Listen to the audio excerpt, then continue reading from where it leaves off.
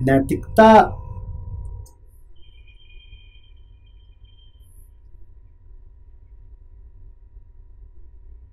से सुनेंगे तो बात थोड़ी अजीब लगेगी। और कृष्ण ने कब कहा है कि वो हमारे नैतिकता के मापदंडों पर खरे ही उतरे? कृष्ण कह रहे हैं कि बुद्धि के माध्यम से बहुत ऐसे लोग हैं जिन्हें समझाया नहीं जा सकता।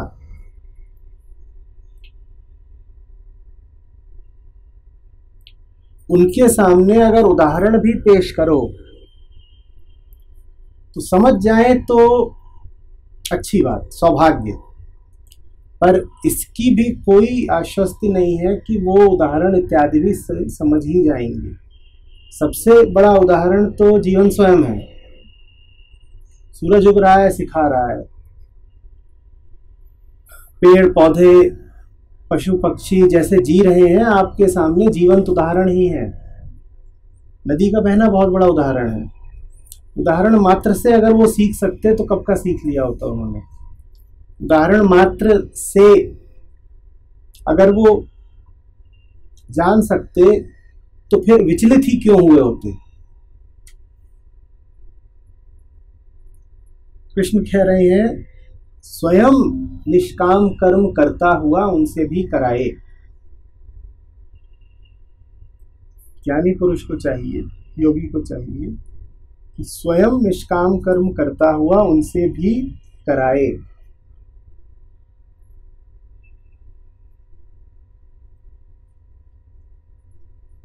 जैसे भी वो करते हो वैसे कराए।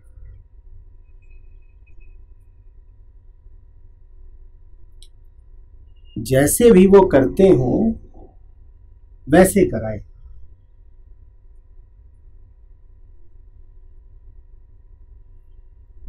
और इसमें नैतिकता का कोई सवाल नहीं है।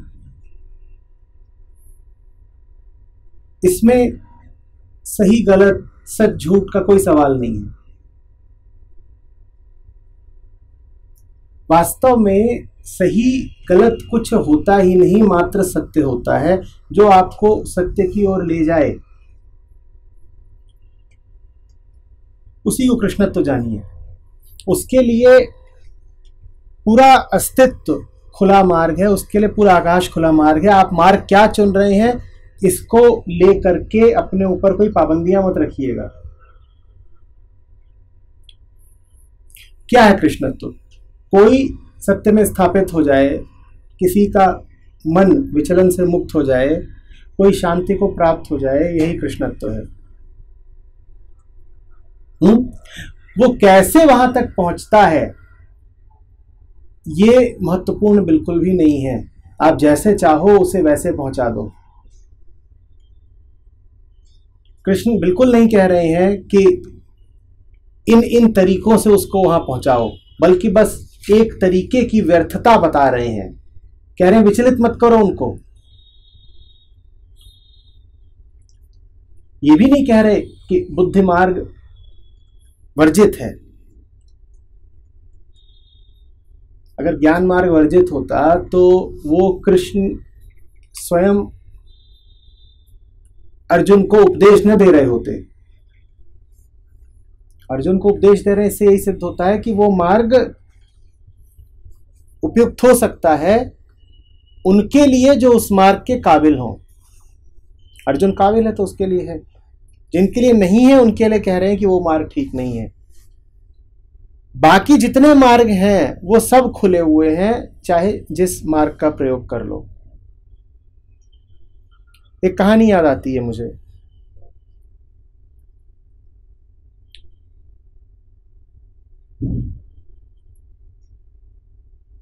एक औरत थी, उसको तमाम तरह की बीमारियां,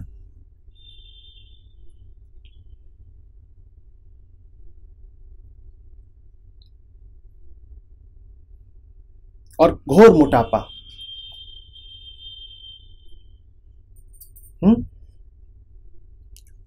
चलने फिरने से भी लाचार, कोई सामाजिक जीवन नहीं उसका, स्वयं चल के बाजार तक भी न जा पाए, चिड़ी चिड़ी रहती थी, एक बोझ की तरह, एक बोरी की तरह घर में पड़ी रहती थी। उसको कोई खींच करके किसी संत के पास ले आया, बोला इसका बहुत उपचार करा दिया, जितने वैद्य हकीम हो सकते सबको दिखा दिया, ये ठीक ही नहीं होती। एक के बाद एक और बीमारियां इसको घेरती जा रही हैं, रक्तचाप, मधुमेह, जोड़ खराब हो रहे हैं इसके, शरीर का कोई हिस्सा नहीं है जो अब ठीक काम करता हो, और मोटापा देखिए।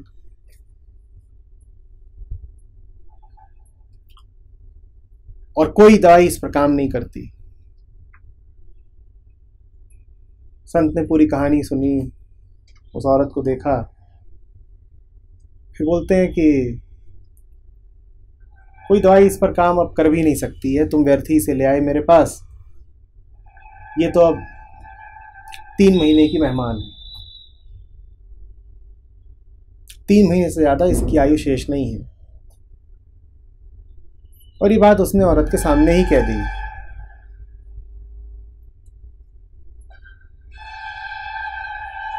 औरत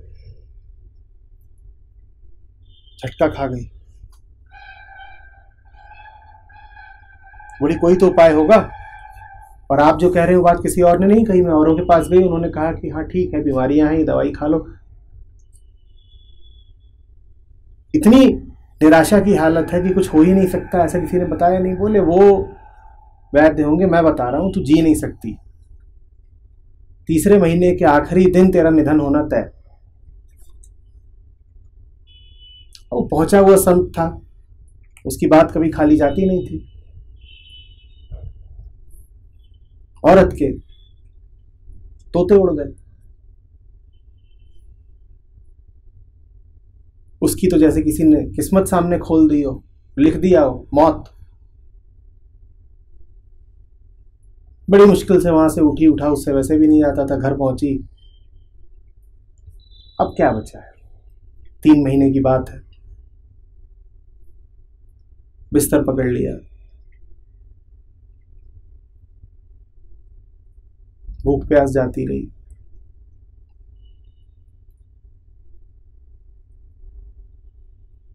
तीन महीने में सूख करके बिल्कुल कृशकाय हो गई।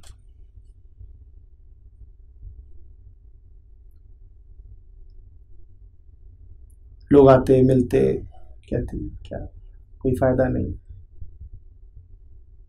दवाई इत्यादि तो पहले भी नहीं लेती थी, अब खाना पीना भी बंद कर दिया। 3रे महीने का आखिरी दिन आया, उसने आंख बंद कर ली कि आज तो जाना है,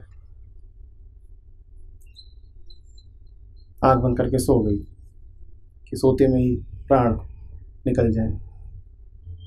सुबह उसकी आंख खुल गई, उसने कहा ये क्या हो गया।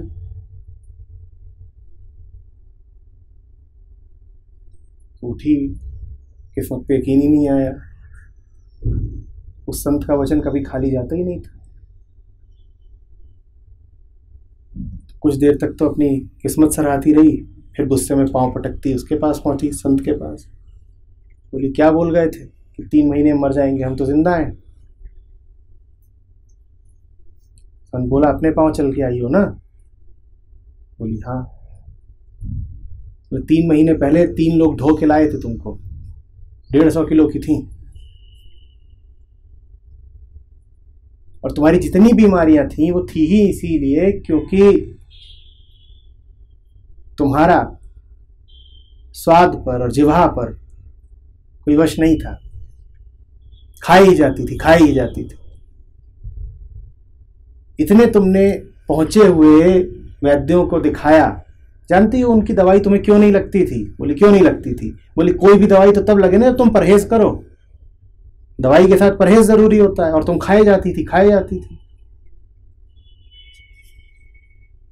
तो उसने देखा कि बात तो सही है, 3 महीने में ही आधी हो गई थी। बिल्कुल सूख गई थी। उसने कहा जाओ अब सब ठीक रहेगा। अब सवाल ये उठता है कि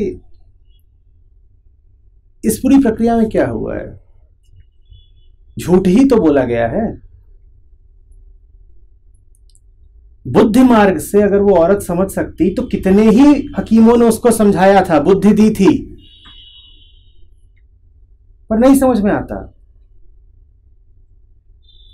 कृष्ण ठीक यही कह रहे हैं, यही बात बुद्ध ने कही। बुद्ध से पूछा गया सत्य क्या है, तो बोले वो जो उपयोगी हो वो सत्य है, जो काम कर जाए उसी को सत्य मानिए, और उसमें ये मत सोचिए फिर कि उचित है कि अनुचित है। बस ये देखिए कि क्या इससे मुझे और सामने वाले को शांति मिलेगी। जो भी रास्ता शांति तक ले जा रहा हो वो रास्ता कितना भी बुरा दिखे, कितना भी अनैतिक दिखे, बुरा नहीं हो सकता। और आपके रास्ते होंगे बड़े समाज स्वीकृत, होंगे बड़े नीति सम्मत, पर अगर आपके रास्तों से न किसी को शांति मिल रही है, न कोई मुक्त हो रहा है, तो आपके रास्ते बस खोखले आदर्श हैं। वो आपको एक झूठे अहंकार में तो रख सकते हैं कि आप बड़ा अच्छा काम कर रहे हैं, कि आप सच बोले जा रहे हैं, पर आपका जो सच है वो जहर जैसा है, वो किसी के काम का नहीं है।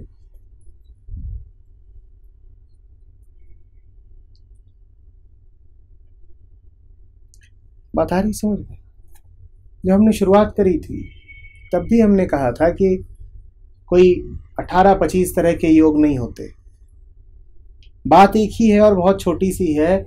उसी को तरीके तरीके से घुमा फिरा करके कृष्ण अर्जुन को समझा रहे हैं। भाई तू जैसे समझ जाए तेरे लिए वही उपयोगी। हम ये हट करेंगे ही नहीं कि ये बात सही है और उसे तू ऐसे ही समझ, तू जैसे समझ जा। समझना महत्वपूर्ण है, समझने के लिए क्या रास्ता अपनाया गया वो महत्वपूर्ण नहीं है। रास्ते की तो एक ही कसौटी है, मंजिल तक ले जाता है कि नहीं। जो ही रास्ता मंजिल तक ले जाए वही सही, और रास्ता होगा बड़ा राजपथ सजा हुआ, पर मंजिल तक नहीं ले जा रहा तो क्या कीमत है उसकी। और रास्ता होगा चोर लुटेरों डाकुओं से भरा हुआ, कंटकाकीर्ण, सकरा, टूटा, अंधेरा, लंबा, कैसा भी होगा, पर अगर वो मंजिल तक ले जा रहा है तो रास्ता शुभ हुआ कि नहीं हुआ। शुभ की बस यही पहचान है।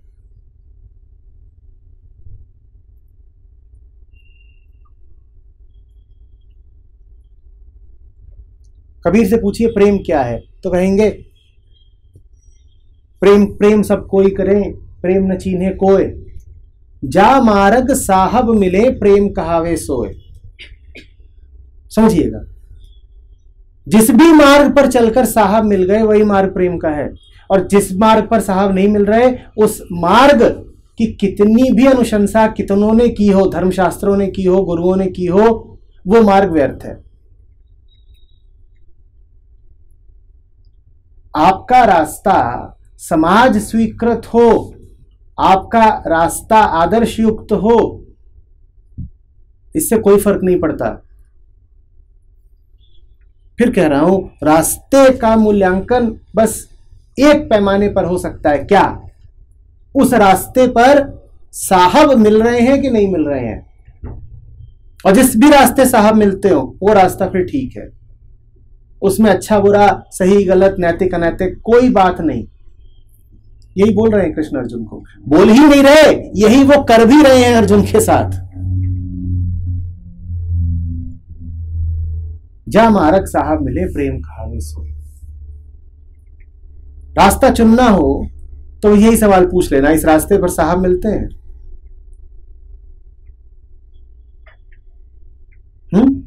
साहब को कैसे जानोगे? साहब माने आजादी, साहब माने निर्भीकता, साहब माने शांति। जो रास्ता इनकी ओर ले जा रहा है वो रास्ता ठीक है, भले ही वो रास्ता, मैं दोहरा रहा हूं, सुनने में कितना ही अमान्य, अस्वीकृत,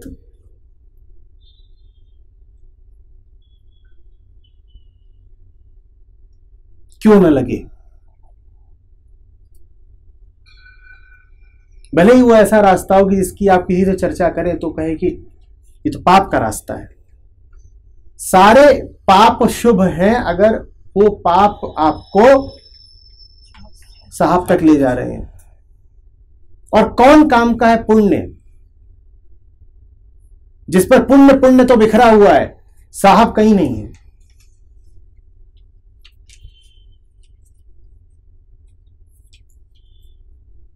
ये है, यही बात है जो अर्जुन से कह रहे हैं। तो आपने कहा उदाहरण बनने के लिए कह रहे हैं, उदाहरण बनना अच्छी बात है, लेकिन बहुत मिलेंगे आपको ऐसे दुर्मति जिन्हें कोई उदाहरण समझ में नहीं आता, बल्कि आप उनके सामने उदाहरण बनेंगे तो कहेंगे हाँ देखो ना ये रहे उदाहरण, ऐसे मत हो जाना। वो कहेंगे इनका उदाहरण याद रखना, ऐसा मत हो जाना। तो उदाहरण तो आप बन गए, पर आप उनके लिए उल्टा उदाहरण बन गए।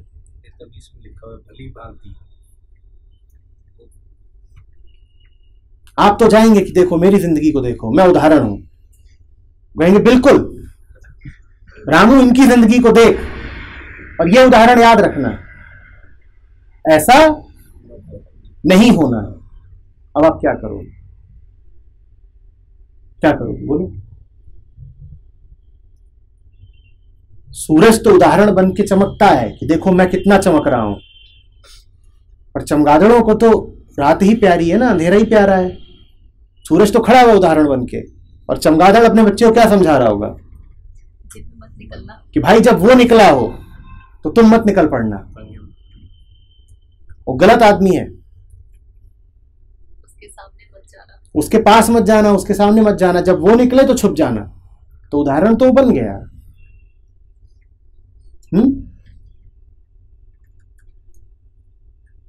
तब वहां पर येन केन प्रकारेण, जो ही तरीका चलता हो चलाइए, कृष्ण आपको हर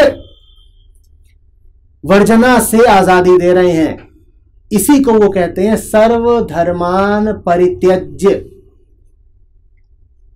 सारे धर्मों का परित्याग कर दो, सारी पाबंदियां हटाओ। बस एक बात याद रखना, क्या?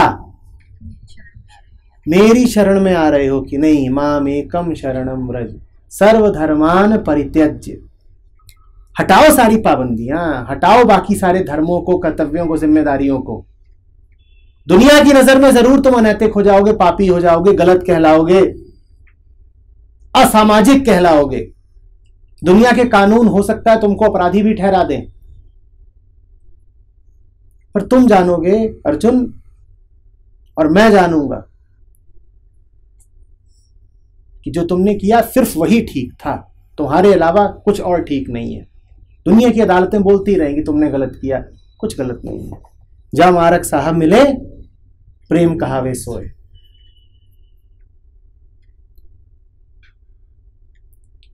इसीलिए धर्म खतरनाक चीज है। वास्तविक धर्म बहुत बहुत खतरनाक है, क्योंकि वास्तविक धर्म पर आप चलने लगे तो बाकी सारे धर्म फिर आपके लिए कोई अर्थ नहीं रखते। वास्तविक रूप से धार्मिक व्यक्ति होता है वो दुनिया की नजरों में अपराधी हो जाता है, दुनिया से जरा बाहर का हो जाता है, दुनिया के हाशिए पर आ जाता है। इसीलिए सच्ची धार्मिकता से लोग डरते हैं।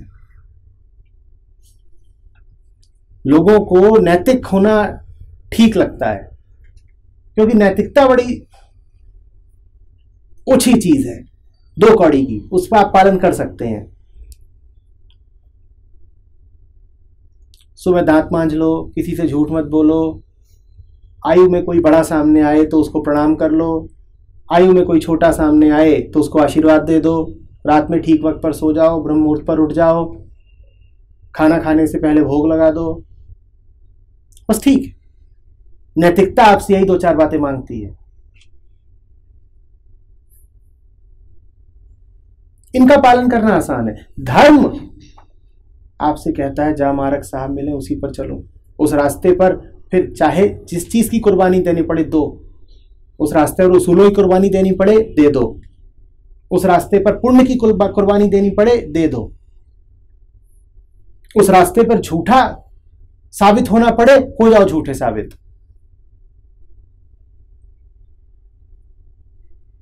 जो मार्ग पे चलता है उसके लिए सब सिंपल हो जाता है, उसके पॉइंट सब छोटा सब छप हट जाता है। लेकिन सामाजिक मापदंडों पर यह आदमी अब एक उलझन बन जाता है। समाज इसका करे क्या, क्योंकि अब ये समाज के नियम कायदों की परिधि से बाहर खड़ा हो गया है। अब इसके साथ 2 ही तरह का व्यवहार हो सकता है, या तो इसको अपराधी घोषित कर दो और कैद में डाल दो, दूसरा इसको महात्मा घोषित कर दो। अब दोनों स्थितियों में समाज को जरा चैन मिला, जरा राहत मिली। आ रही बात समझ में? कोई हो जैन साधु नंगा घूमता हो,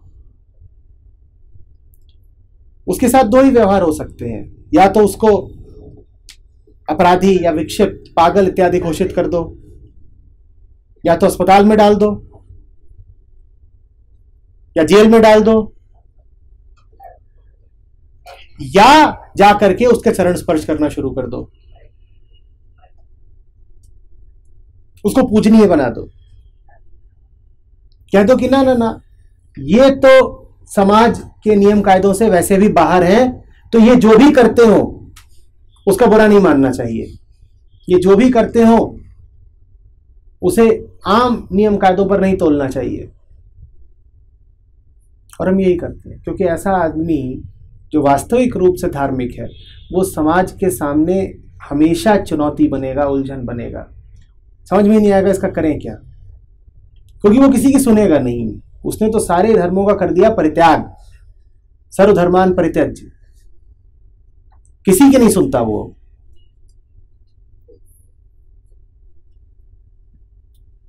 तो जरा भला सा लगे तो बोलो महाराज, और ज्यादा उत्पात करता हो तो पकड़ के जेल में डाल दो।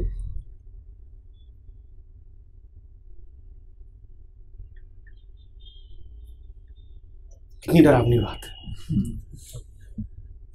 तो क्या हम कर्मयोग इसलिए पढ़ने आए? यही होता है। इसीलिए अर्जुन इतने कम हैं और कृष्ण तो है ही नहीं। घाटे का सौदा लगता है, खतरे की बात लगती है। आ रही बात समझ में? घर से निकाला जाना पक्का है। पक्का है।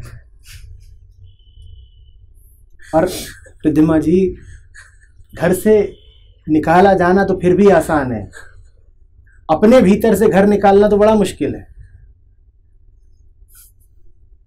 आप घर से बाहर आ जाएं ये तो फिर भी संभव है, घर आपसे बाहर आ जाए ये कैसे करोगे? सड़क पर भी घर लिए लिए फिरोगे।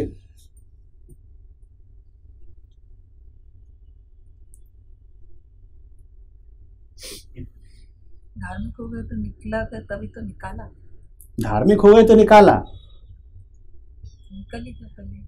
अरे कहाँ निकल गया, वो तो दूसरों ने आपको निकाल दिया, निकल ही जाता है। आपने थोड़ी निकाला है। घर को आपने इतनी छोटी व्याधि समझ रखा है कि कोई यूं आपको धक्का दे दे किसी भौतिक दरवाजे से बाहर निकाल दे और घर गया। घर इतनी छोटी चीज नहीं होती है। घर जो है वो अति व्याधि है। घर समझ रहे हो? पहचानों का आश्वासन, सुरक्षा की भूख, मोह की पकड़, ये सब घर है।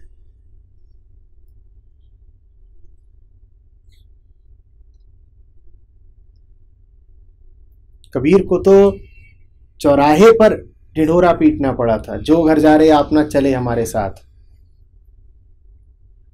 अगला बेचारों ने लिखा ही नहीं कि कोई चला ही नहीं साथ।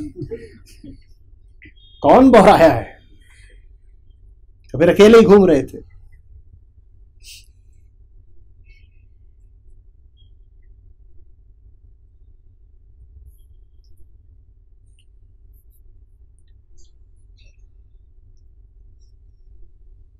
ऊपर ऊपर से कृष्ण बड़े मोहक हैं।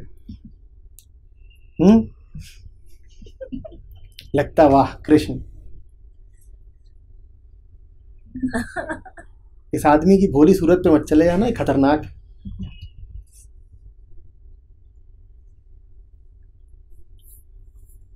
इसके इरादे नेक नहीं है।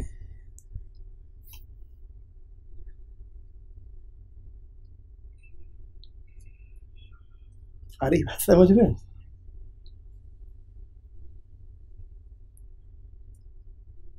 पीयूष जी,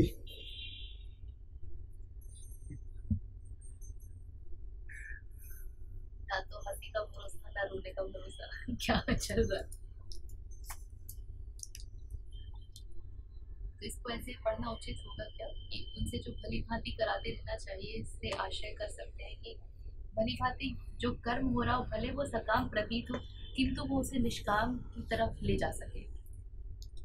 देखिए, कर्म का फल तो आता ही आता है।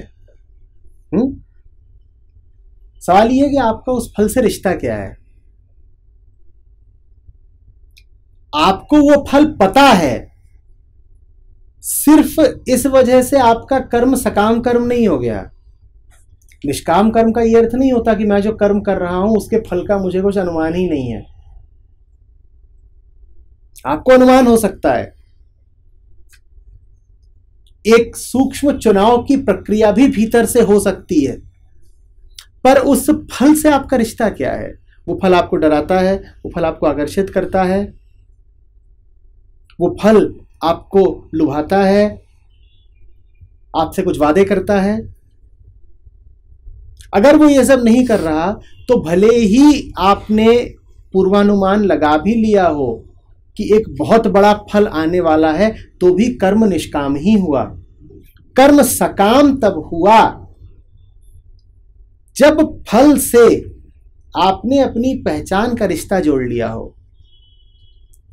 फिर कहता हूं, फल आपको पता है, इतने भर से कर्म सकाम नहीं हो गया।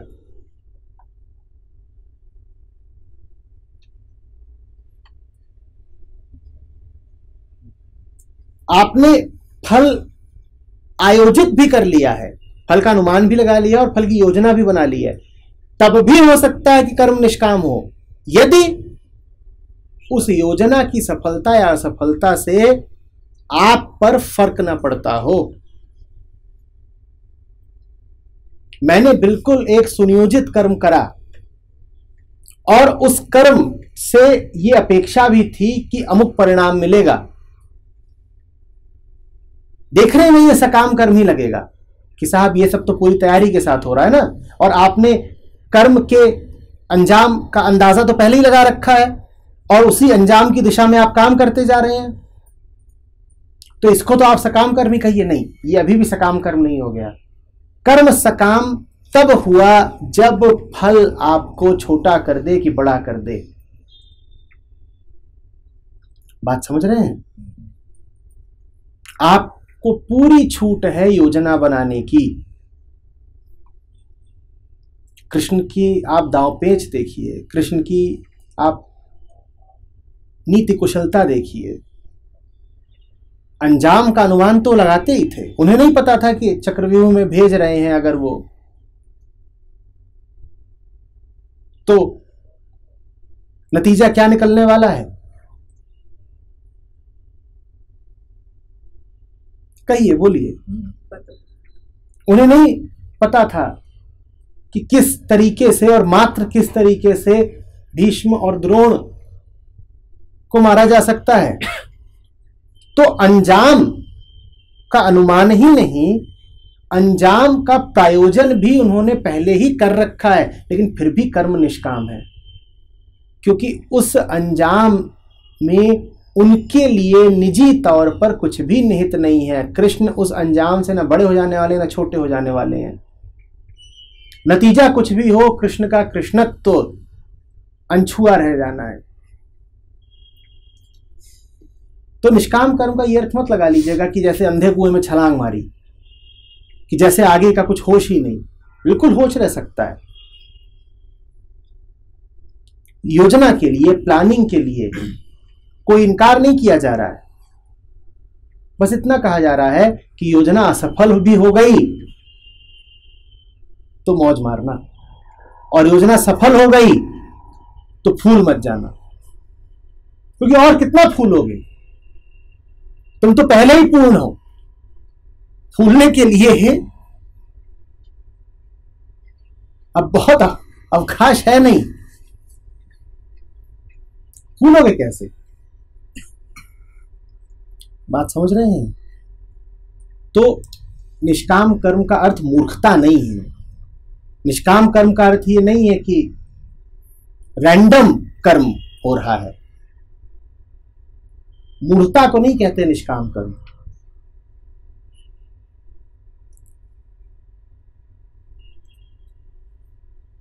कि हम तो देखिए आगे का कुछ सोचते ही नहीं हैं, और जहां हमको लहर बहाए लिए जाती है हम तो उधर को ही चल देते हैं, और इसी को तो निष्काम कर्म कहते हैं ना, गोइंग विद द फ्लो। ये निष्काम कर्म नहीं है। कृष्ण परम बुद्धि हैं। निर्बुद्धि हो जाने को निष्कामता नहीं कहते। हमारा एक शिविर हुआ था, उसमें 2 सहभागी थे। वो एक सुबह उठते हैं, एक दिन पहले दिन आए तो वहां रहे। कई बार होता है कि शिविर में लोग मनोरंजन इत्यादि की तलाश में पहुंच जाते हैं, वहां के चित्र वगैरह देख करके। जब उसका विज्ञापन जाता है बाहर और घोषणा होती है, तो उससे ये तो कहीं पता चलता ही नहीं कि दिन में 2 बार 3 बार ऐसे बैठना पड़ेगा घंटों घंटों, और एक पूरी व्यवस्था होगी, उसका पालन करना पड़ेगा। अब वहां तो चित्र ये जाता है कि नदी बह रही है और आप उसमें छप छप कर रहे हो, और पहाड़ हैं, और तो लोग आ जाते हैं कि भाई चलो आराम करेंगे, आराम की। हाँ, तो पहले दिन दोनों रुके, दूसरे दिन वो तो हम घूमने निकल गए। हम वहां तक गए थे, तभी हमको अचानक सवारी मिल गई। सवारी हमको आगे ले गई, वहां पर हमें ये मिल गया, वो मिल गया, हम घूमते रहे। और इसके पीछे तर्क क्या दिया गया? तर्क ये दिया गया कि इसी को तो कहते हैं ना अनायोजित रूप से जीना। इसी को तो कहते हैं ना लिव विदाउट प्लानिंग। जैसा सामने आया वैसा किया।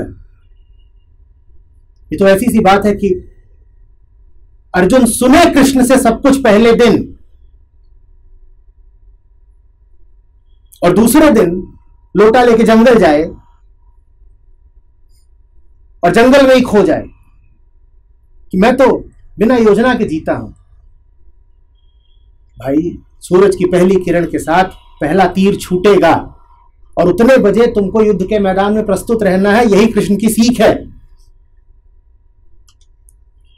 बात समझ में आ रही है? और उसमें योजना का भी पूरा पूरा स्थान है। सूरज उगेगा और युद्ध का शंख बजेगा, और अर्जुन तुझे उतने बजे रथ पर प्रस्तुत रहना है। तू ये नहीं कह सकता कि देखिए जैसे पक्षी उड़ रहा है आकाश में, मैं भी ऐसा ही हूं। कल ही आपसे गीता सुनी है, और आज सुबह सुबह मैं तो जंगल की ओर निकल गया और लौट के ही ना आया। ये बड़ी सूक्ष्म बात है, क्योंकि आध्यात्मिकता के नाम पर इस तरह की मूर्ताएं खूब होती हैं। आप सामने वालों को बताना नहीं चाहते कि आपका प्रयोजन क्या है। इतना घटिया प्रयोजन होता है कि आप उसका खुलासा नहीं कर दे सकते, तो आप क्या कह देते हो कि मैं तो निष्प्रयोजन हूं। अरे तुम निष्प्रयोजन नहीं हो, ये विष प्रयोजन है। बस तुम इसको छुपा रहे हो। काश कि तुम वास्तव में निष्प्रयोजन होते। आपकी वृत्ति आपको कहीं को खींच के ले जाए और आपको पता भी ना हो कि वृत्ति का प्रयोजन क्या है, तो आप उसको निष्प्रयोजनता कहेंगे? बोलिए, जवाब दीजिए। पर यही होता है।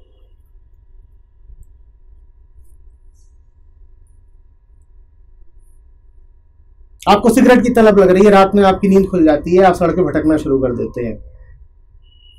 इसको आप कहेंगे कि ये तो गंगा नदी सा मेरा बहाव है। जैसे नदी नहीं जानती कहां को जा रही है, वैसे मैं भी नहीं जानता कहां को जा रहा हूं। वास्तविक बात क्या है? भले ही तुम स्वयं स्वीकार न करो, भले ही तुम्हें चैतन्य रूप से पता ना हो, लेकिन तुम भटक इसलिए रहे हो क्योंकि तुम्हें सिगरेट चाहिए। और प्रमाण इसका यह है कि अगर वही सिगरेट तुम्हारे सिरहाने होती, तुम भटक नहीं रहे होते।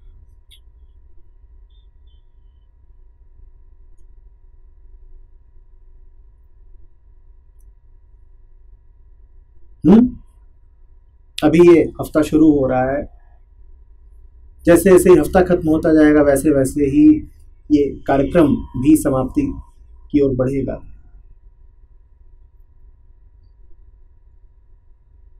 कुछ धारणाएं लेकर के आए थे आप इन सत्रों में, कुछ अन्य धारणाएं लेकर के मत चले जाइएगा। किसी एक खास तरीके से चलने को या जीने को नहीं कहते हैं कर्मयोग। कर्मयोग का मतलब होता है पूरी बुद्धि लगाओ, पूरा गणित बैठाओ, जितना हिसाब करना है सब कर लो। तन मन जितने तुम्हें उपकरण मिले हैं, प्रकृति ने जितने अवयव दिए हैं, उनको उनकी पूर्णता में नाचने दो। वो जो जो करना चाहते हैं उन्हें करने दो। स्मृति अपना खेल खेलना चाहती है, खेलने दो।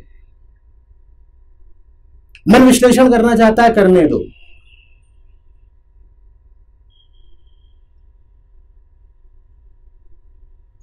बस अंजाम के साथ छोटे या बड़े मत हो जाना। कर लो जितनी तैयारी करनी है, जितनी तैयारी करनी है कर लो।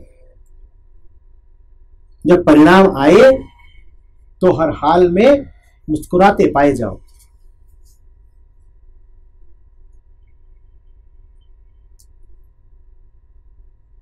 बड़ा शिक्षाप्रद होता अगर ऐसा हो जाता कि युद्ध में पांडवों को हार मिल जाती। अभी जरा गड़बड़ हो गई है। अभी तो ऐसा लग रहा है कि जैसे कृष्ण की सीख पर चलोगे तो जीतोगे ही जीतोगे। ना, ये संयोग की बात है कि जीत लिए, हार भी सकते थे। बड़ा शिक्षाप्रद होता ये जानना कि हारे हुए अर्जुन से कृष्ण क्या कह रहे हैं। तब वास्तव में कर्मयोग खुल के उभर के सामने आता। अभी तो ऐसा लगता है कि कृष्ण आए, अर्जुन से कहा कि तू लड़ और मैं हूं ना तेरे पीछे, जिता दूंगा। अभी कोई बात नहीं बनी। अब ये तो सबसे ज्यादा सकाम कर्म हो गया कि परिणाम की पूरी गारंटी है, परिणाम पक्का है। जो भगवान जी के साथ होगा वो जीतेगा ही जीतेगा। ताऊ की फौज करेगी मौज।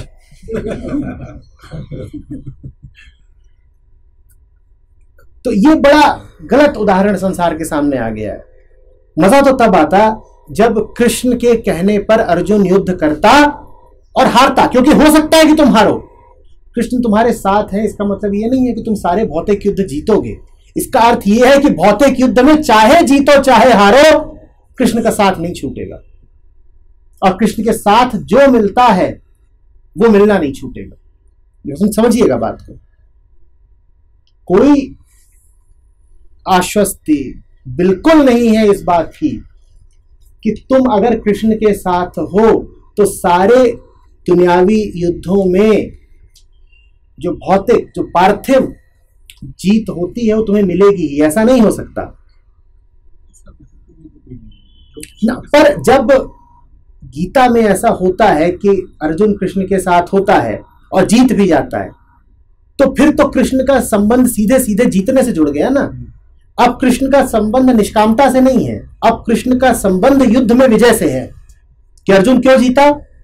क्योंकि उसकी फौज भले छोटी थी पर साथ में कृष्ण थे, तो जिसके साथ कृष्ण होंगे वो सदा जीतेगा। ऐसा जरूरी नहीं है, ऐसा बिल्कुल भी जरूरी नहीं है। बिल्कुल हो सकता है कि कृष्ण आपके साथ हो और आप दुनिया की नजर में हारे हुए लगे।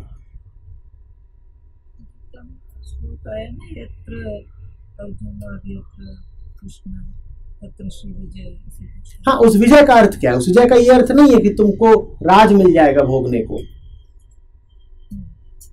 जैसे कृष्ण सूक्ष्म है वैसे ही कृष्ण के साथ जो श्री है, जो विजय है, वो भी सूक्ष्म है।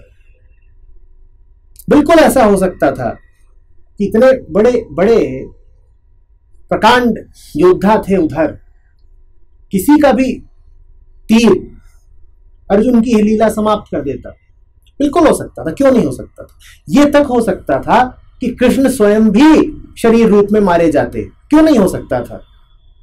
एक गड़रिये का तीर अगर उनको मार सकता है तो कर्ण का तीर क्यों नहीं मार सकता? बिल्कुल ऐसा हो सकता था कि कृष्ण स्वयं भी मारे जाते और अर्जुन भी मारा जाता।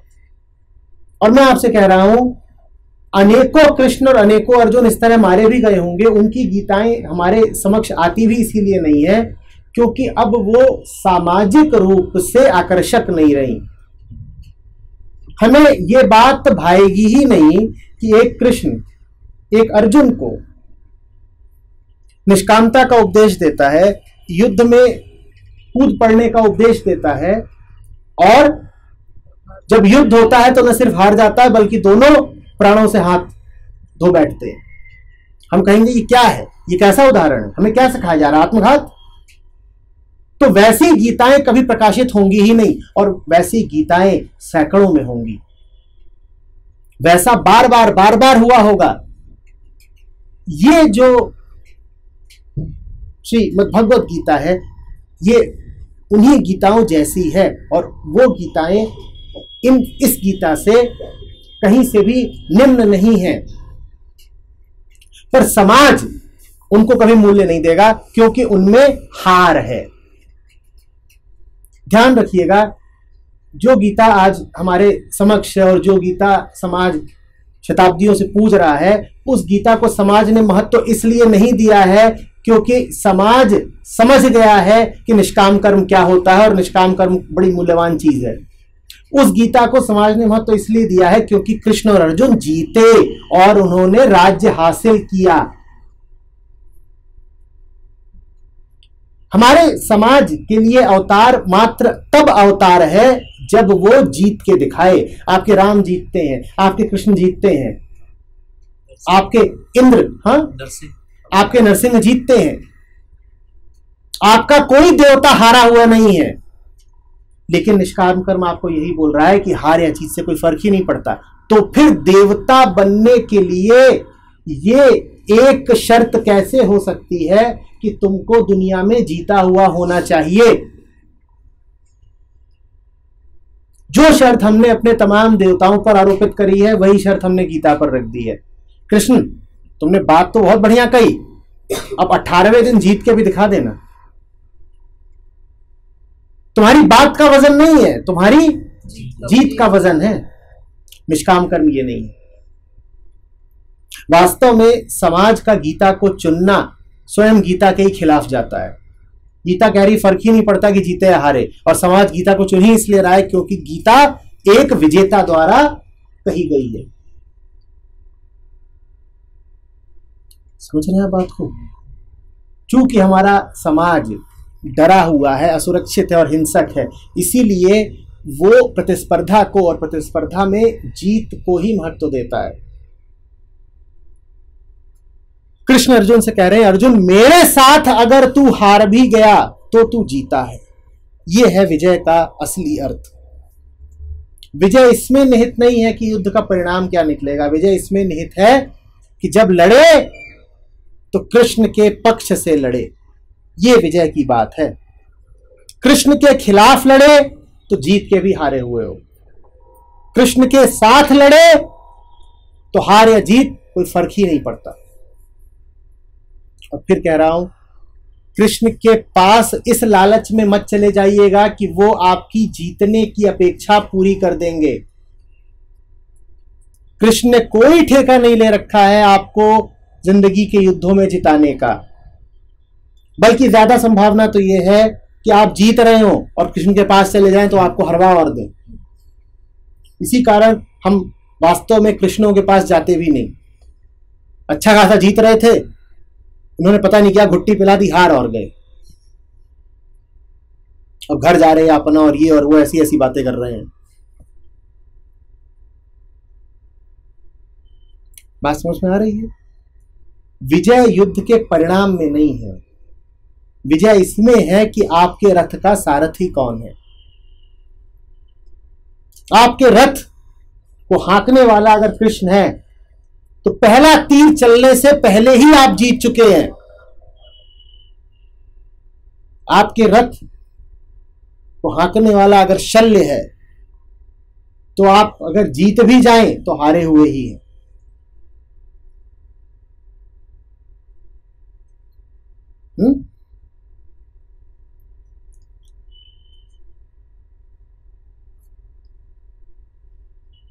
लोग परीक्षा देने जाते हैं, उससे पहले जाकर के मंदिर में कृष्ण के सामने ठाकुर द्वारे में खड़े हो जाएंगे, इतनी लंबी लाइन लगेगी। ऐसे तो सबको पास हो जाना चाहिए था। जैसे अर्जुन को जिता दिया,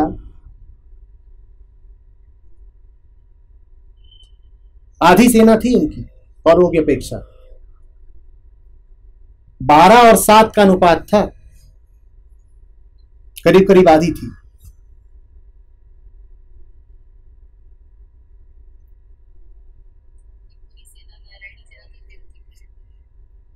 तो महाराज जैसे वो कमजोर अर्जुन को जिता दिया, वैसे हमें पास करा देना। हमने भी यही किया है। पाठ्यक्रम में 12 अध्याय थे, हम 7 ही तैयार करके जा रहे हैं अर्जुन की तरह। 12 और 7 का अनुपात है, जिता देना।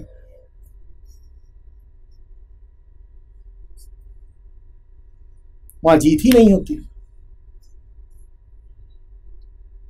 तो मैं तो चाहता हूं कि वो गीता सामने आए जिसमें कृष्ण और अर्जुन दोनों मारे जाए। दिक्कत बस ये है कि वो गीता खौफनाक हो जानी है। उस गीता को समाज की स्वीकृति कभी मिलनी नहीं, बल्कि वो गीता उदाहरण बन जाएगी। क्या भाई, इनकी मत सुनना। ये देख रहे हो ना आखिरी अध्याय में क्या हो रहा है, क्या हो रहा है? हार ही नहीं रहे हैं, मारे गए, कटा हुआ सर पड़ा हुआ है। और देखो जो ज्यादा बकबक करते हैं ना, उनका ये होता है। जाने भी दो यार, वो कैसी गीता है? देख रहे हो ना सोनू मोनू, ये हश्र होता है कृष्ण के साथ जाने वालों का।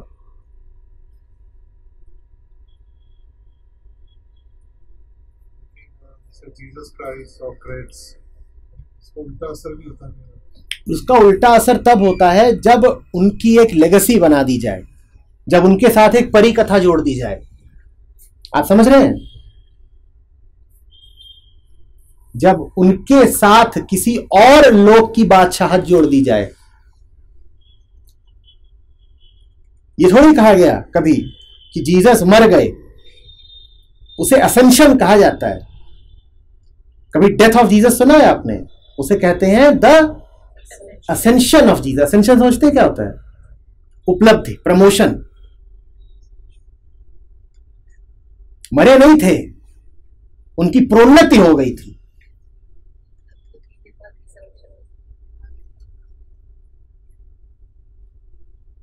तो समाज की नजर में भौतिक तरीके से अवतारों को भी विजेता दिखाना बहुत जरूरी है। मैं आपसे कह रहा हूं कोई जरूरी नहीं है कि कोई अवतार भौतिक रूप से विजेता बने ही।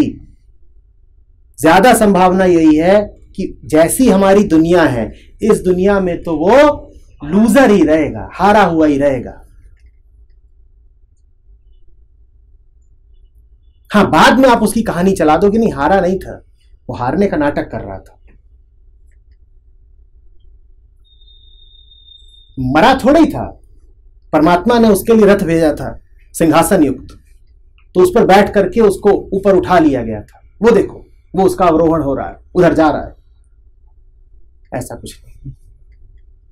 निष्कामता का अर्थ ही यही है कि सही लड़ने में मजा है। हाँ, कोशिश हमारी जीत की ही थी, ऐसा नहीं है कि हारने के लिए लड़ रहे थे। योजना भी पूरी जीत की बनाई थी, जितना हमारे हाथ में था पूरी कोशिश हमने जीत की ही करी थी। और अब हार भी गए तो ठीक, थोड़ी देर इधर उधर मुंह बना लो, उदास रह लो, फिस करके हंस दो, कहीं चले जाओ, चाय कॉफी पी लो, मौज मारो, और क्या है। ये है निष्कामता। ये बात थोड़ी अजीब लग रही है ना। कोशिश जीत की करो, पूरी कोशिश जीत की करो, अपने सारे संसाधन झोंक दो जीतने के लिए, जान लगा दो जीतने के लिए। निष्कामता का ये अर्थ नहीं है कि अरे साहब हम तो अब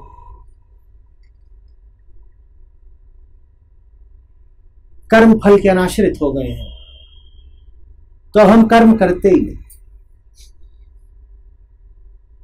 ऐसा को जानते हैं क्या कहते हैं? ऐसा को कहते हैं क्या? ये सिर्फ आलस से है, इनको कहते हैं पलायनवादी। तो कहते हैं कर्म से मुंह चुराने वाला।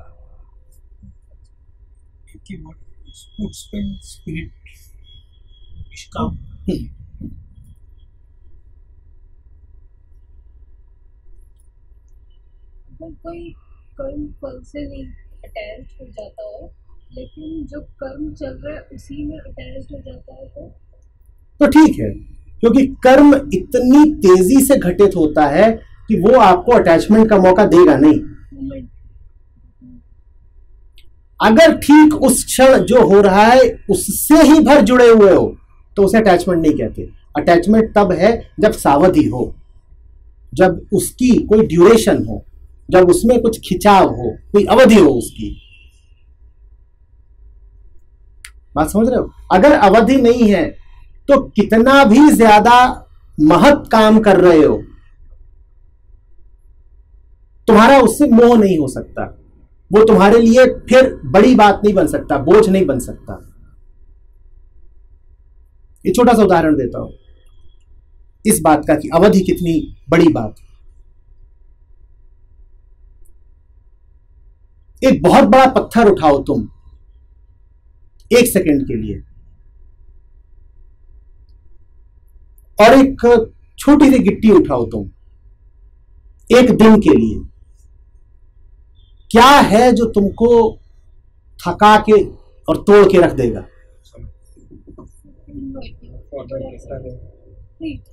एक बड़ा पत्थर उठाया और रख दिया, क्षणांश के लिए उठाया, और एक छोटी सी गिट्टी थी पर उसको पकड़े रह गए और हाथ में लिए दिन भर ऐसे लेके घूम रहे हो।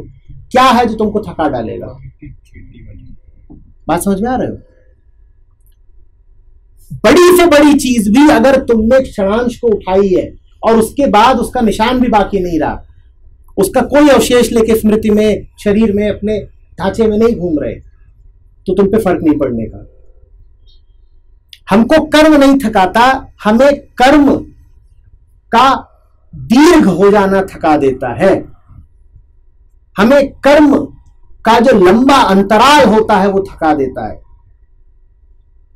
छोटी सी भी चीज अगर तुमने दिमाग पर डाल दी, बात जरा सी हो, पर अगर 24 घंटे तुम्हारे दिमाग पर घूम गई तो तुम्हें थका डालेगी, खत्म कर देगी। और बड़ी से बड़ी बात घटी और खत्म हो गई, पत्थर उठाया और छोड़ दिया, घटना घटी और समाप्त हो गई, तो कुछ नहीं हो गया, कुछ नहीं। ये सूत्र है निष्कामता का।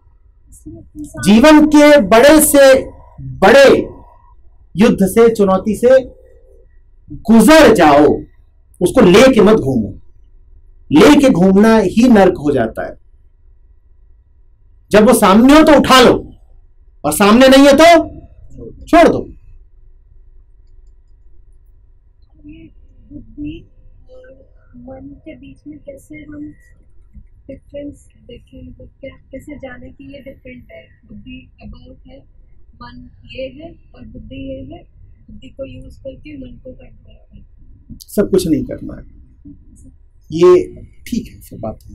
ये सब अंतःकरण के हिस्से हैं। मन, बुद्धि, चित्त, अहंकार, अंतःकरण चतुष्टय है, उसके हिस्से होते हैं।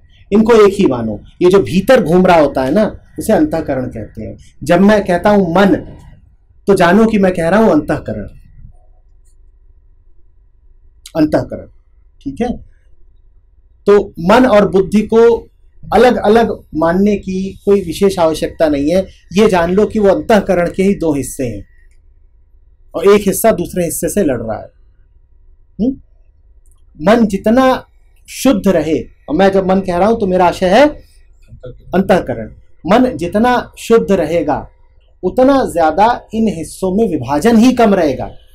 तो उतनी ज्यादा ये जरूरत घटती जाएगी कि तुम्हें मन के द्वारा बुद्धि इत्यादि को वश में करना है।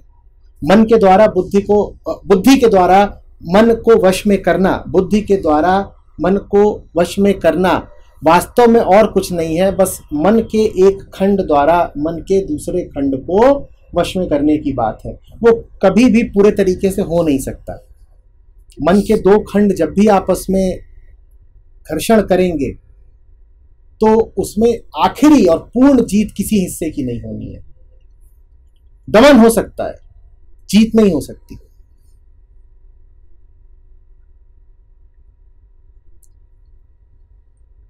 ये तो जैसे बोला आपने कि मिथ्याचार है, उस टाइप की क्या? मन के द्वारा जो इसमें बोला गया ना इस श्लोक में कि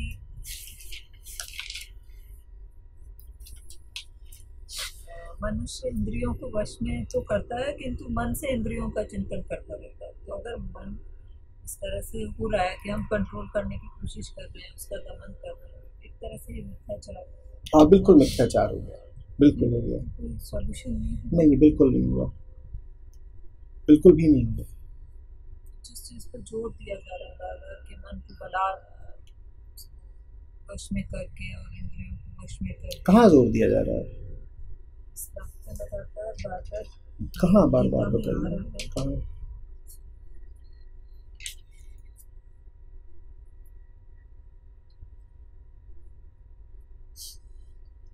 एक बार आपको मिल जाएगा, बार बार तो कहीं नहीं है। एक बार तो है ही।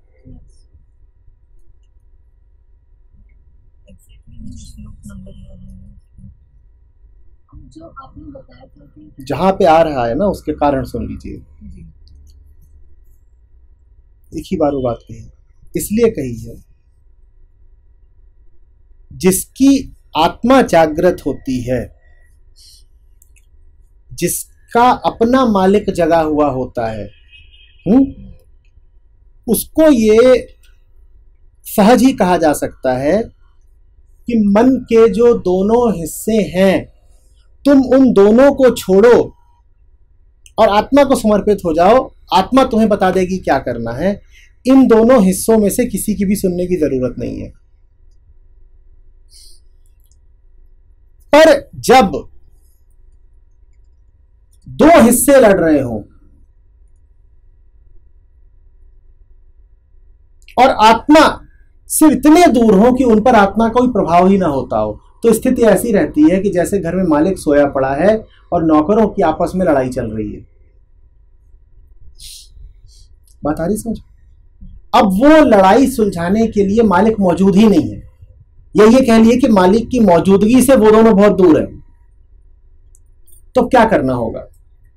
अब ये करना होगा कि कायदा दे देना होगा कि अगर बहस इन मुद्दों पर हो रही है तो उसका निर्णय इन नियमों के अनुसार होगा। अगर इस बात पर फूट है, क्लेश है, तो उसका सुलझाओ, उसका निर्धारण ऐसे ऐसे करो।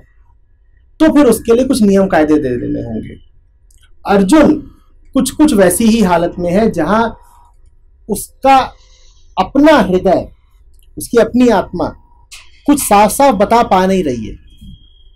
तो इसलिए फिर उस कृष्ण को कहना पड़ता है कि बेटा वृत्तियों की नहीं बुद्धि की सुनो, वृत्तियों की नहीं बुद्धि की सुनो। क्यों कहना पड़ता है?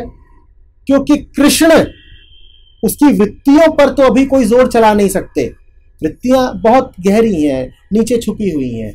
कृष्ण स्वयं किस पर जोर चला सकते हैं? बुद्धि पर। तो जब कृष्ण कह रहे हैं कि बुद्धि की सुनो, तो वास्तव में वो क्या कह रहे हैं? मेरी सुनो। ये कहने की जरूरत नहीं पड़ती। अगर वो भीतर वाले कृष्ण की सुन रहा होता, अगर अपनी आत्मा की सुन रहा होता, तो ये कहने की जरूरत नहीं पड़ती कि बुद्धि की सुनो। तब तो कृष्ण उससे कहते बुद्धि की सुन मत लेना, जो बुद्धि जितनी चलाएगा उतना फंसेगा।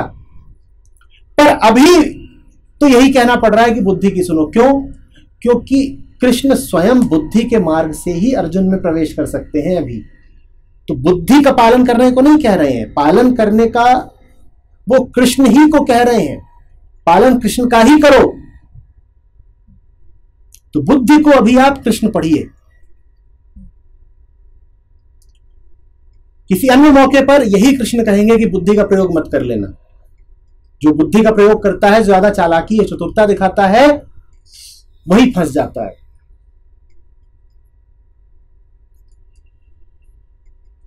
सर एक तरीके देखा जाए तो संत कहता है कि सॉल्व द ईगो, ऐसे और एक तरफ देखा जाए तो ऐसा कुछ होता है क्या नहीं होता है, क्या कर रहे हो कि क्या बिलीव करना है, क्या छोड़ना है, ऐसा कुछ नहीं। ये अब देखो, ये बातें वस्तुनिष्ठ रूप से करने की नहीं होती हैं। क्या कोई ऑब्जेक्टिव वो नहीं है कि ऐसा है कि नहीं है। कोई भी बात तुम्हारे ही संदर्भ में सही या गलत हो सकती है। तुम कहां पर हो? अगर तुम वहां पर नहीं हो जहां पर अहंकार का विगलन अब जरूरी नहीं रह गया, तो तुम्हारे लिए जरूरी है अभी कि अहंकार को हटाओ। तुम दोनों बातें एक साथ नहीं बोल सकते, नहीं तो ये तो अवसरवादिता हो जाएगी। कि कहीं कहीं बोलने लग जाओ नहीं अहंकार को हटाना जरूरी है, और कहीं कह दो अहंकार होता ही क्या है, उसे पड़ा रहने दो ना। तो ये तो तुमने अपनी सुविधा के अनुसार चुन लिया। ये भी एक बहुत बड़ा खेल होता है भाई। जो दाएं जा रहा हो उसको अगर केंद्र में लाना हो तो क्या कहा जाता है? बाएं मुड़ो, वापस मुड़ो। कोई बाएं जा रहा है उसको केंद्र में लाना हो तो क्या कहने पड़ता है? जरा दाएं की तरफ जाओ। तुम दोनों बातें सुन लो किसी के यहां जाके, तुम जाओ और सुन लो कि कभी तो कहते हैं कि बाएं मुड़ो और कभी कहते हैं दाएं मुड़ो, और तुम दोनों बातें रख लो। और तुम्हें जब बाएं चलने का मन हो रहा हो तो कहो गुरुजी ने कहा था बाएं चलने को, और तुम्हें जब दाएं चलने का मन हो रहा हो तुम कहो सुन क्या है, गुरुजी ने कहा था दाएं चलने को। तो ये अवसरवादिता है। ये बातें ऐसी नहीं है कि दोनों ही तो ठीक है, नहीं दोनों नहीं ठीक है। तुम्हारे लिए एक ही ठीक है, तुम्हारे लिए क्या ठीक है इसकी चर्चा करो।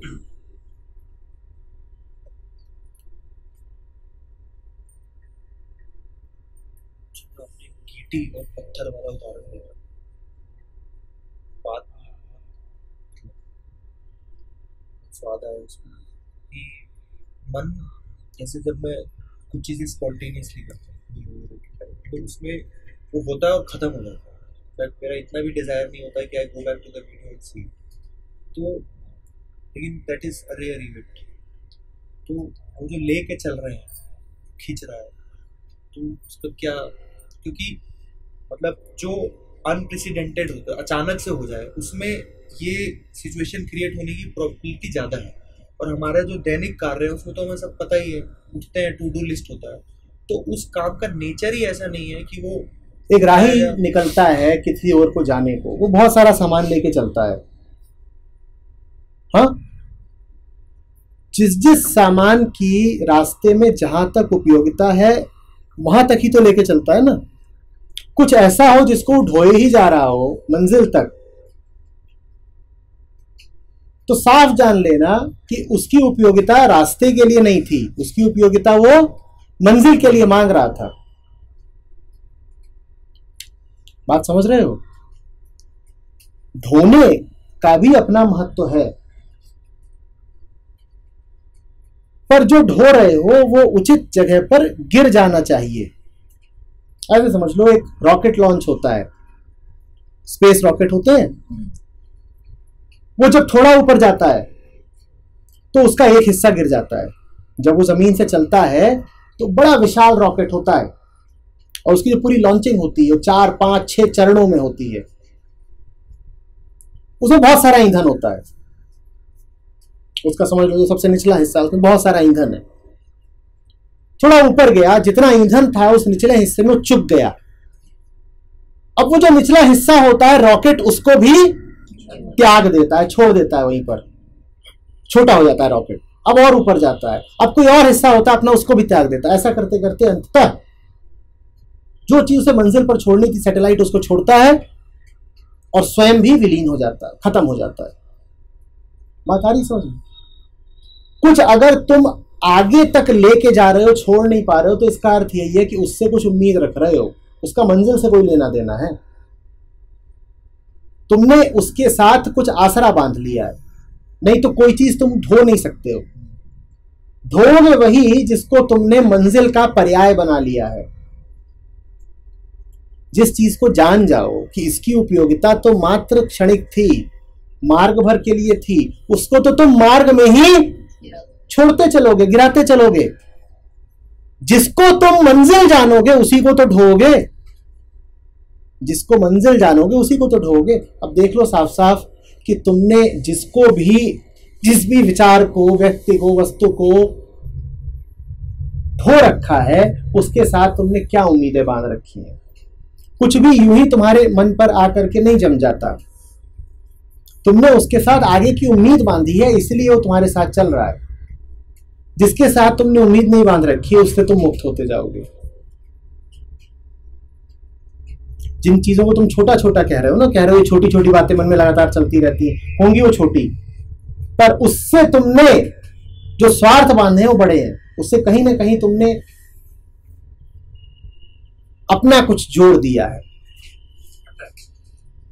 स्वार्थ, अटैचमेंट होता ही तभी है जब आपको लगे कि इससे आगे कुछ लाभ हो जाना है।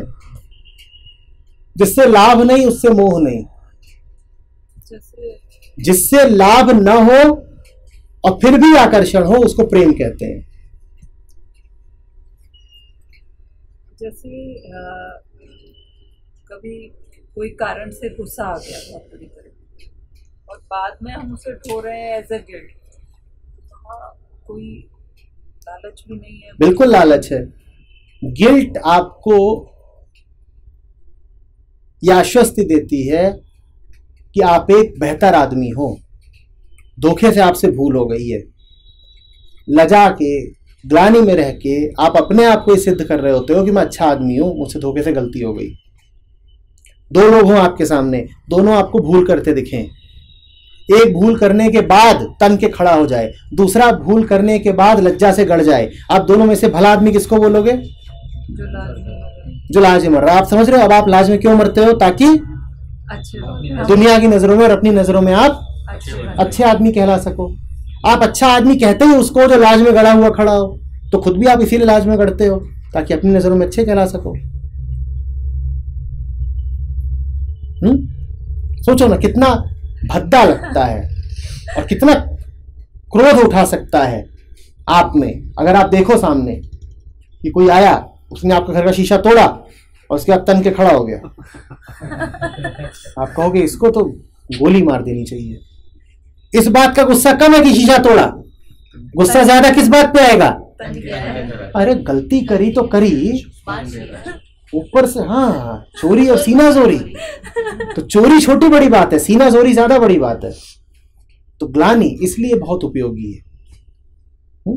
चोरी कर ले, उसके बाद ग्लानि दिखा दे, पाप हो गया, पाप हो गया। अच्छा,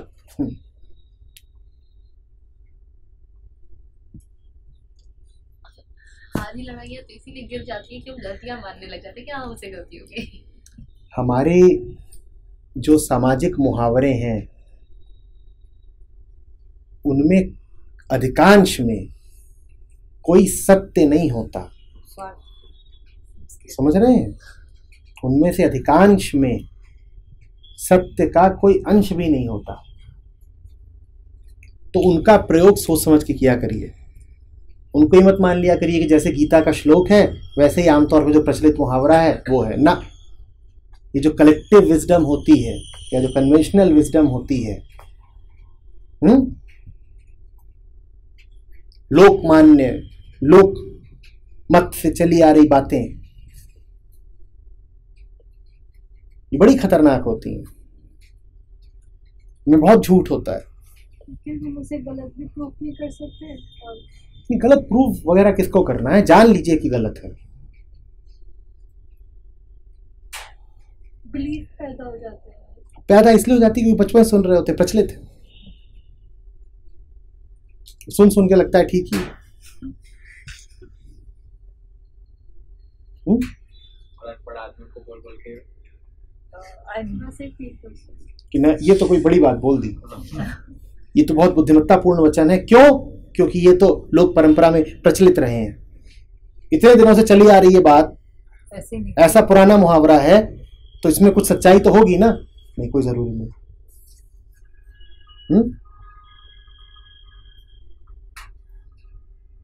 बल्कि कितनी चीजें हम स्वार्थ के लिए, जैसे कबीर के वो पड़ा हुआ तो क्या हुआ, इस टाइप के काफी उसके लिए यूज ही करते हैं एक तरह से। तो कई सारे लोगों को सामाजिक बनाया गया है। अर्थ कुछ भी हो हमारे हिसाब से। प्रिया को मजा आ रहा है, ये कुछ काम की बातें निकली, ग्लानि नहीं रखनी है।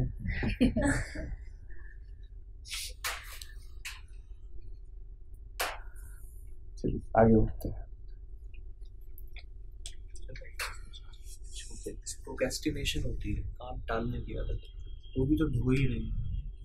कर्म को जो तुरंत के तुरंत उठ के छूट जाना चाहिए था उसको ढो रहे हैं। तो आपने कहा कि जो भी आप ढूंढ रहे हो उसमें आप कुछ मंजिल देख रहे हो, जहाँ से भी आप जुड़े हो, सुख आनंद कुछ ढूंढ रहे हो। पर प्रोक्रेस्टिनेट जिस काम को कर रहे होते हो वो पता होता है अंततः वो फटेगा और पहचान दे रहा होता है। तुम सोचो, तुम आज इसी क्षण ठीक अभी अपने सारे काम निपटा दो, फिर जियोगे कैसे? कुछ करने को बचा नहीं है, सब निपटा दिया, अब बताओ जियोगे कैसे? सारे कामों के साथ तुम भी निपट जाओगे। इसलिए हम प्रोक्रेस्टिनेट करते हैं, इसलिए हम टालमटोल करते हैं, इसलिए हम काम बचा के रखते हैं, क्योंकि जब तक कार्य बचा हुआ है तब तक कर्ता भी बचा रहेगा। अगर कुछ करने के लिए बाकी है तो करने वाले को भी तो मजबूरन बाकी रहना पड़ेगा ना।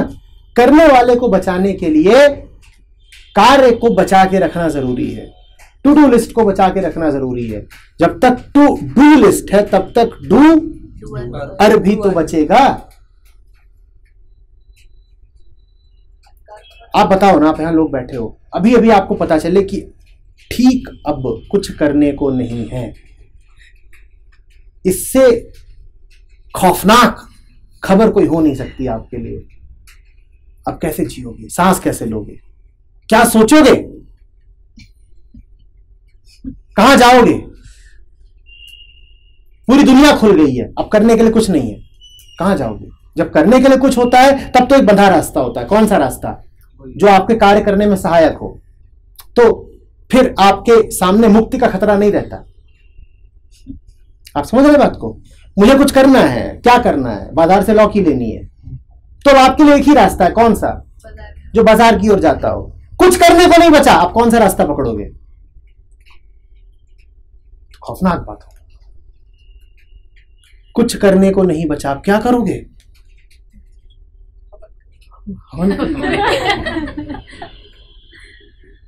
तो इसलिए कुछ बचा के रखना बहुत जरूरी है, और जितना बचा के रखो लगता है जीवन में उतना रस है, जीवन उतना सोद्देश्य है। तो जिस तरह का काम उपयोग करते हैं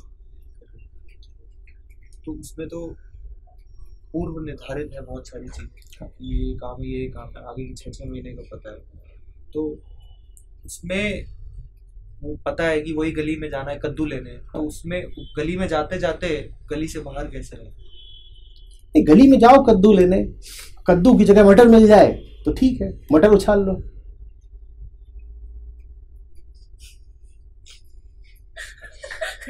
कद्दू मिलता तो फुटबॉल खेलते, मटर मिला तो कंचे खेलो, तो खेलते रहो, यही और कुछ नहीं। कोशिश भरसक करो कि कद्दू ही मिले। गए कद्दू के लिए ही थे, पर मिल गया मटर तो ठीक है, मटर ही से। दिक्कत ये हो जाती है कि पूरे रास्ते कद्दू चाहिए कद्दू चाहिए कद्दू चाहिए, और फिर वापस आते समय कद्दू नहीं मिला, या अच्छा कद्दू मिला या खराब कद्दू मिला, अब वापस जाते हैं। ये दोनों बातें एक साथ रखना जरा। मैं कह रहा हूं जाओ कद्दू के लिए ही, जान लड़ा दो कद्दू के लिए। मैं ये नहीं कह रहा हूं कि निष्कामता हो गई है तो ना कद्दू मिले कि मटर मिले कोई फर्क नहीं पड़ता, ऐसा नहीं है। ऐसा बोलोगे तो पाखंड है, क्योंकि कद्दू चाहिए तो चाहिए। 10 दुकानें घूमो और कद्दू के लिए जो जो कर सकते हो कर लो, फिर पाओ कि फल मिला है मटर। ठीक, मटर क्या मिला? मटर। ठीक, मटर।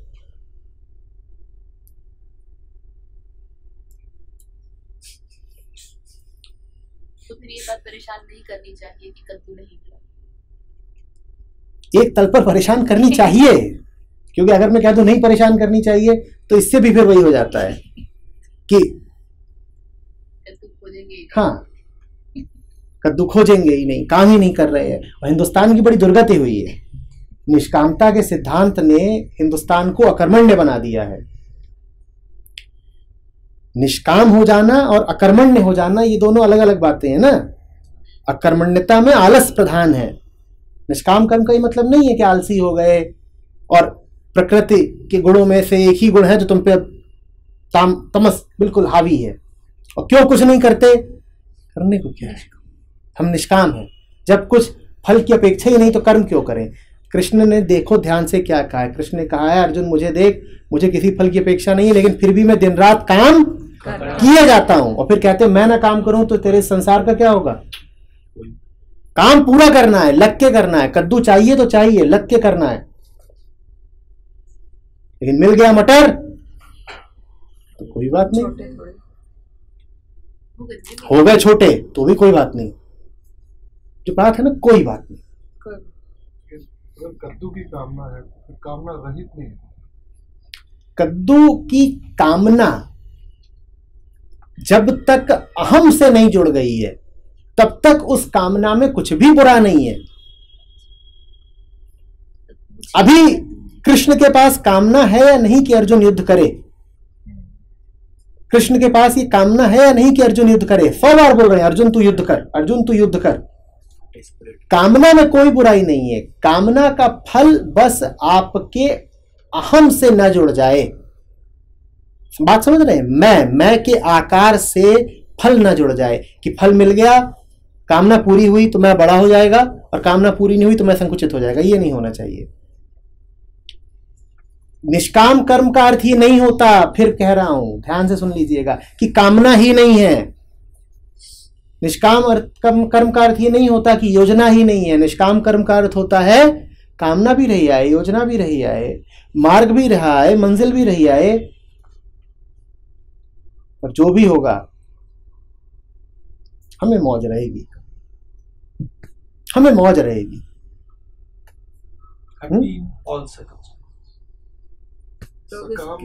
सकाम में फल जो है वो मोटिवेशन है, निष्काम में मोटिवेशन क्या है?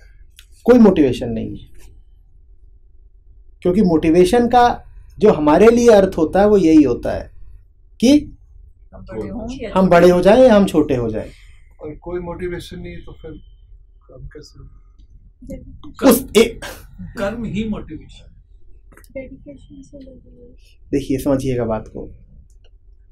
आमतौर पे हम ऐसा सोचते हैं कि मोटिवेशन कर्म का इंजन होता है।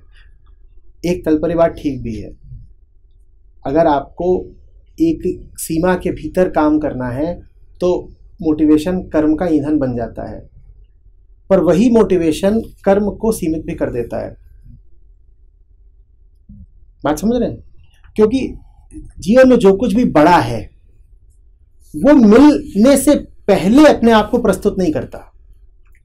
मोटिवेशन का मतलब होता है मैं काम कर दूं तो मुझे वो मिल जाएगा, यानी कि जो मिलना है आपने उसकी कल्पना मिलने से पहले ही कर ली है।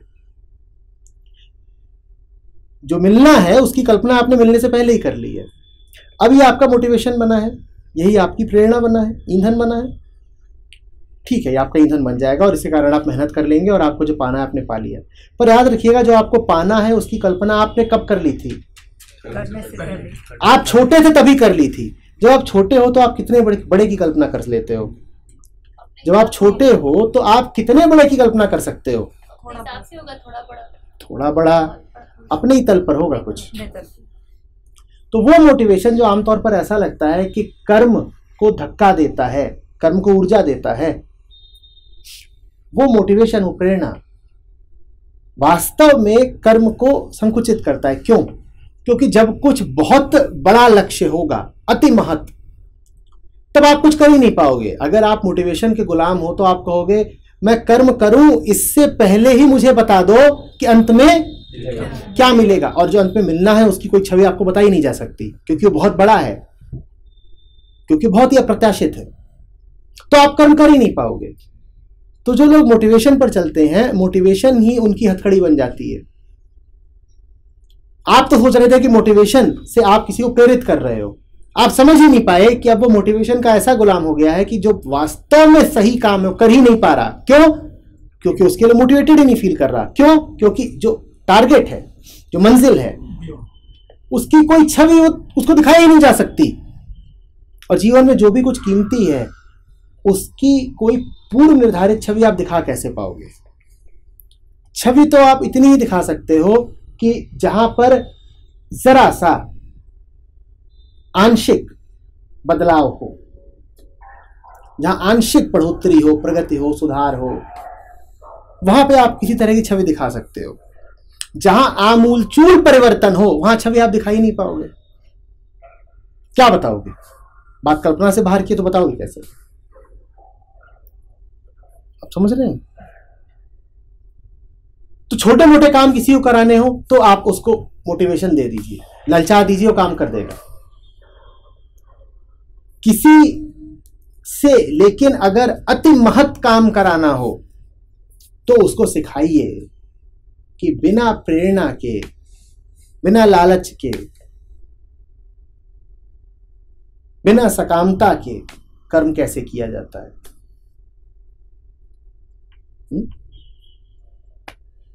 ये जो दोहा है, अजगर करे न चाकरी पंछी करे न काम, तो ये यहाँ कैसे निष्कामता का नॉर्मली जो आप कह रहे हैं वैसे ही हम लोग तो लगा लेते हैं नेक्स्ट। वो ये कह रहे हैं कि अजगर के भीतर प्रकृति के गुण विद्यमान है, पंछी के भीतर ही प्रकृति के गुण विद्यमान है। वास्तव में अजगर और पंछी ये कुछ नहीं है, ये प्रकृति के गुणों का ही ताना बाना है, और इनके पास जीने के लिए प्रकृति ने जो दिया है उसके अलावा कुछ नहीं है। तो मलुकदास इसमें इतने ही कह रहे हैं कि प्रकृति के गुण अपना खेल खेलते रहते हैं और जीव को अपने निर्वाह के लिए, अपने आगे बढ़ने के लिए प्रकृति के गुणों के फलस्वरूप ही आश्रय मिलता रहता है, भोजन मिलता रहता है, दाना पानी मिलता रहता है। शरीर आपका जैसा भी है अपनी देखभाल खुद कर लेगा। अजगर का शरीर और पंछी का शरीर बिल्कुल अलग अलग तरीके के हैं कि नहीं है? लेकिन प्रकृति में जो जैसा भी बना है उसके लिए उसी के अनुरूप व्यवस्था कर दी गई है। अजगर के लिए अजगर के मुताबिक आयोजन कर दिया गया है। वास्तव में अजगर और अजगर के लिए जो आयोजन किया गया है वो एक ही चीज है। जब तक वो आयोजन ना हो तब तक अजगर हो नहीं सकता। जब तक आकाश ना हो तब तक पक्षी हो सकता है क्या? और जब तक पेड़ ना हो और भूमि ना हो तब तक अजगर हो सकता है क्या? तो दुनिया में जो भी चीज है वो है ही अपने पूरे पालन तंत्र के साथ। उसी को कहा जाता है अक्सर कि जो पैदा होता है वो अपने दाना पानी साथ लेकर के आता है, क्योंकि वो दाना पानी और उस दाना पानी को ग्रहण करने वाला जीव अलग अलग नहीं है। आपकी नाक और जो सांस भीतर जा रही है दो अलग अलग नहीं है, ये एक ही चीज है। आप समझ रहे हैं बात को? तो अजगर है वो अपनी अजगर प्रकृति में स्थित है और उसके भीतर तीनों जो गुण हैं वो एक प्रकार का खेल खेल रहे हैं। जो पक्षी है वो अपनी पक्षी प्रकृति में स्थित है और काम दोनों का चल रहा है। तो जो ही तुम्हारी प्रकृति है उसके अनुसार तुम काम को होने दो। दाता राम तुम्हारा ख्याल रख रहे हैं। आई का इसमें कुछ लेना देना नहीं है, क्यों? दो ही हैं, या तो प्रकृति या सत्य। बीच में एक जो अहम घुस के बैठ जाता है वो झूठ है। या तो शरीर है या सत्य है। बाकी जो बीच में अहंता बैठी है जो कहती है मेरा शरीर, वो झूठ है। इसीलिए इंसान मिसफिट है। इसीलिए इंसान मिसफिट है, क्योंकि इंसान शरीर तो जानता है, सत्य भी कुछ कुछ पहचानता है, पर इन दोनों से ऊपर वो अहंकार को मानता है। तो दो बातें कहता है। वो कहता है शरीर का निर्वाह करने की जिम्मेदारी मेरी है और सत्य को पाने की जिम्मेदारी। सच ये है कि शरीर यानी कि प्रकृति और सत्य के बीच में किसी सेतु की आवश्यकता नहीं है। दाता राम पक्षी का ख्याल सीधे रख रहे हैं, डायरेक्टली, पर अहंकार को लगता है नहीं वो नहीं रख पाएंगे, मुझे रखना होगा। तो वो अपने तरीके से दोनों का प्रबंधन करने की कोशिश करता है, दोनों को मैनेज करने की कोशिश करता है। वो सोचता है शरीर का ख्याल भी रखूं और मोक्ष भी पालूं। शरीर का, हाँ, टेम्पल भी और हाँ, वो कहता है शरीर का ख्याल कौन रखेगा? मैं रखूंगा। मंदिर कौन जाएगा? मैं जाऊंगा। भगवान को भी खुश मुझे रखना है ना, ताकि मेरे शरीर का पालन चल सके, वही तो रखेंगे। पक्षी ना अपना ख्याल रखता है ना मंदिर जाता है। पक्षी न तो ये कहता है कि मुझे अपना ख्याल रखना है, जरा देख के आओ एफडी अभी तोड़वाएं कि ना तोड़वाएं, ना वो ये कहता है कि मंदिर जाना है, भगवान की पूजा करनी है। दोनों में से कोई काम नहीं करता। इंसान दोनों काम करता है, दोनों काम जुड़े हुए हैं। इंसान इन दोनों में से अगर एक भी काम छोड़ दे दूसरा अपने आप छूट जाएगा। अपना ख्याल रखना छोड़ दीजिए, इसको समर्पण कहते हैं। मंदिर जाना छोड़ दीजिए, इसको ज्ञान कहते हैं। एक छोड़िए दूसरा अपने आप छूट जाएगा। ये जो टेंडेंसी बाय सोसाइटी का, तो सिर्फ सोसाइटी की वजह से तो नहीं है, की वजह से ही है। सोसाइटी भी तो हमारी टेंडेंसी से निकली है ना। हाँ, तो वो इंसान की समझ लो प्रकृतिबद्ध वृत्ति ही है। इंसान में प्रकृति के जो 3 गुण हैं वो कुछ इस तरीके से मिले हुए हैं कि उसमें अहंता जरा खास तौर पर उभर के सामने आई है। फिर उसी अहंता से प्रकृति का आयोजन करता है और प्रकृति उस अहंता को और उभार देती है। जानवरों में नहीं होगी? जानवरों में प्रकृति का खेल दूसरे तरीके से चलता है। इंसान इस मामले में अनूठा है। इंसान अकेला है जिसको ये लगता है कि मैं वो करने वाला है, और कोई नहीं कहता कि वो करने वाला है।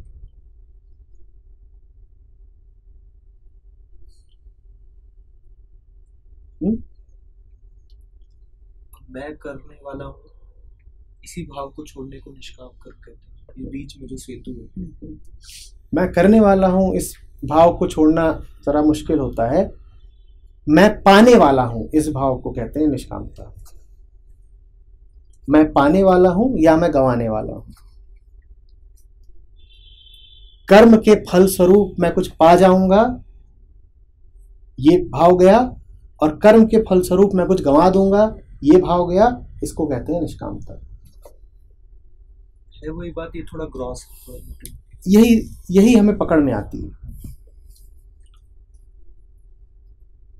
कैन बी आल्सो से कि जो भी काम लालच और भय के बिना किया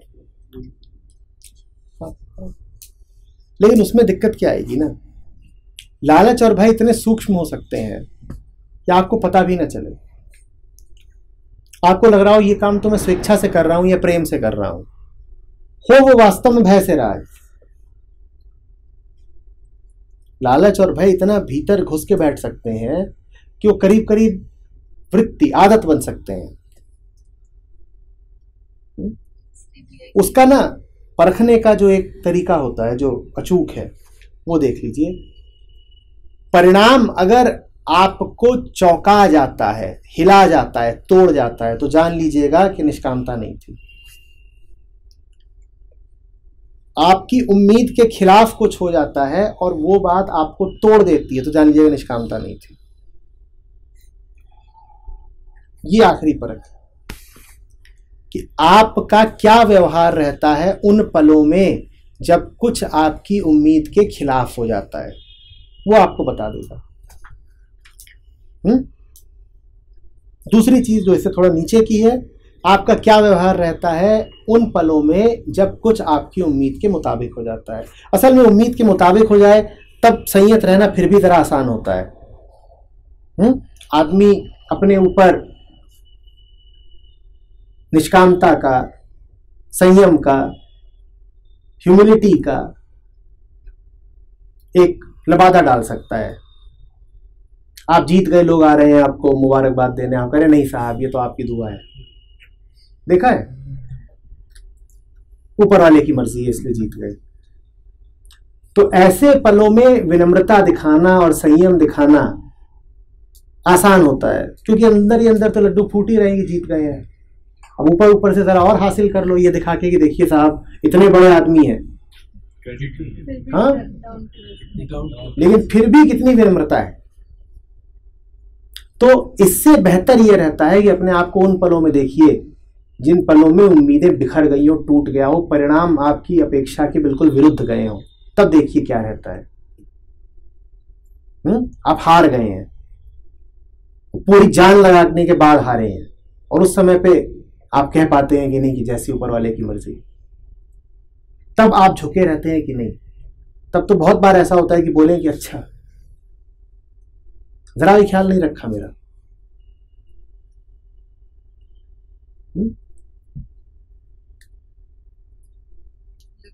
तो देते हैं कि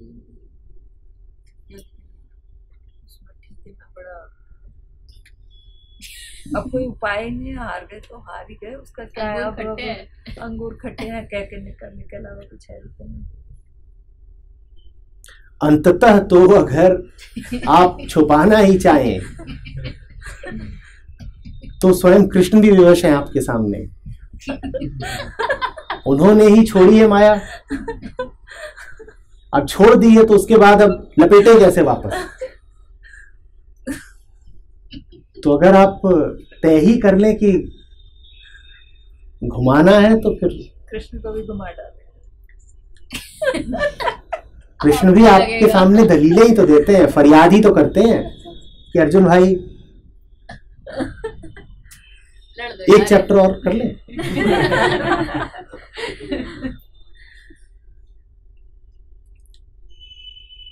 उसका तो भरोसा नहीं है, बीच में सो भी गया हो।